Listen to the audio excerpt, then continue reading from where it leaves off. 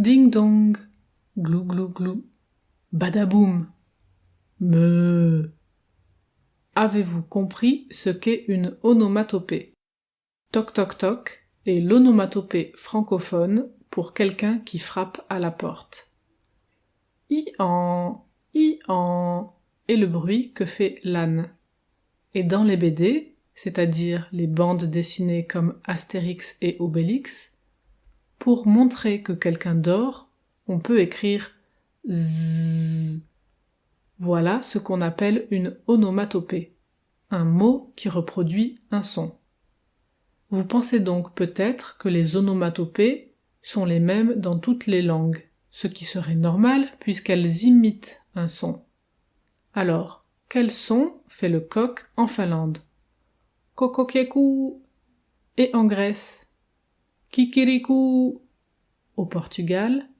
Kokorokoko. Et en France alors?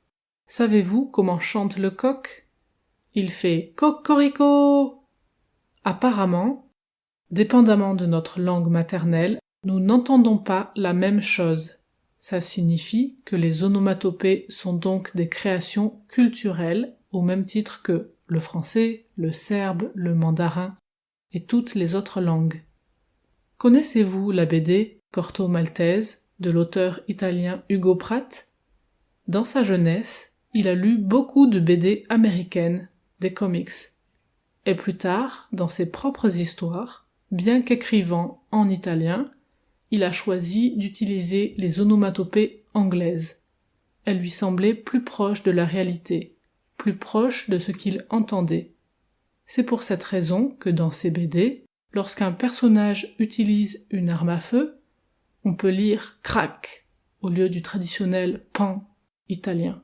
Enfin, saviez-vous qu'au Japon, qui a une grande culture du manga, la BD japonaise, les onomatopées peuvent retranscrire non seulement des sons, mais aussi des états émotionnels ou physiques.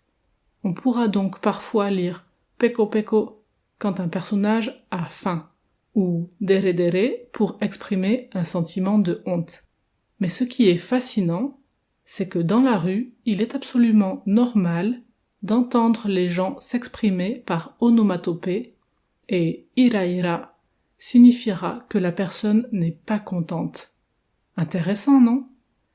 Allez, pour la route, je vous propose 3 petites devinettes. Si je dis bof, qu'est-ce que ça veut dire, bof? Bof indique un manque d'enthousiasme. Qu'indique vroom? C'est un bruit de moteur. Et pour finir, atchoum. Atchoum indique qu'une personne éternue.